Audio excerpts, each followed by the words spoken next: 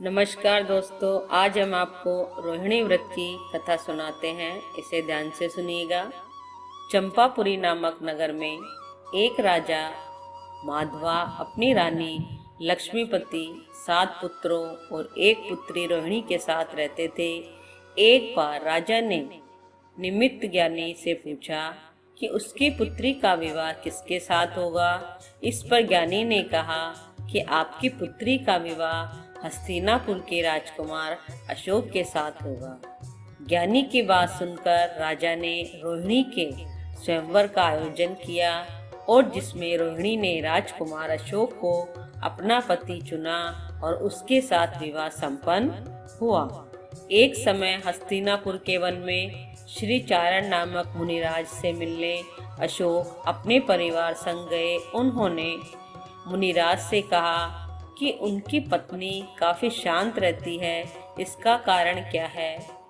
इस पर मुनिराज ने बताया कि पौराणिक काल में हस्तिनापुर नगर में वस्तुपाल नाम का राजा रहता था।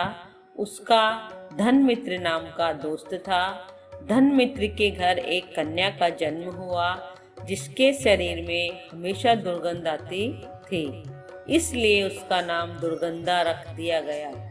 धनमित्र अपनी पुत्री को लेकर हमेशा चिंतित रहता था। एक दिन उसके नगर में अमृतसेन मुनिराज आए। धनमित्र अपनी पुत्री को लेकर मुनिराज के पास गया और पुत्री के भविष्य के बारे में पूछा। मुनिराज ने बताया कि राजा भूपाल गिरनार पर्वत के निकट एक नगर में राज्य करते थे।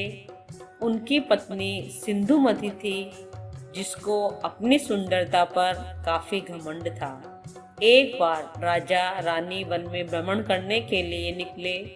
तभी वहां राजा ने मुनिराज को देखा और पत्नी के पास जाकर मुनिराज के भोजन की व्यवस्था करने को कहा।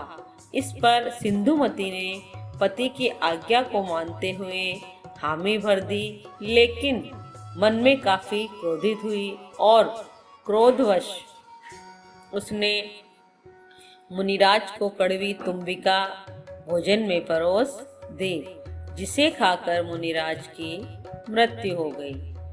जब राजा को ये बात पता चली तो उन्होंने रानी को महल से निष्कासित कर दिया।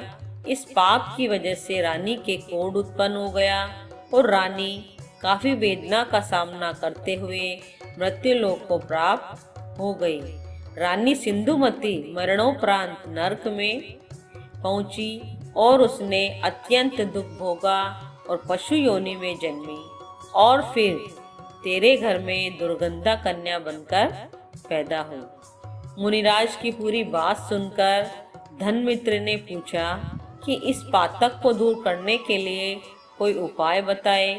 तब मुनिराज ने बताया कि सम्यक दर्शन सहित रोहिणी व्रत का पालन करो, यानी कि प्रत्येक माह की रोहिणी नक्षत्र वाले दिन रोहिणी देवी का व्रत रखो और आहार त्याग कर धर्म, पूजा और दान में समय बिताओ। लेकिन इस व्रत को 5 वर्ष और 5 मास तक ही करें। धनमित्र और उसकी कन्या दुर्गंधा ने विधि पूर्वक व्रत किया और मृत्यु के पश्चात वह स्वर्ग पहुंची और तत्पश्चात देवी हुई और राजकुमार अशोक की रानी रोहिणी बनी। आपको ये कहानी कैसी लगी? इसे लाइक कीजिए, सब्सक्राइब कीजिए और बने रहिए चैनल के साथ। जय जय श्री राधे।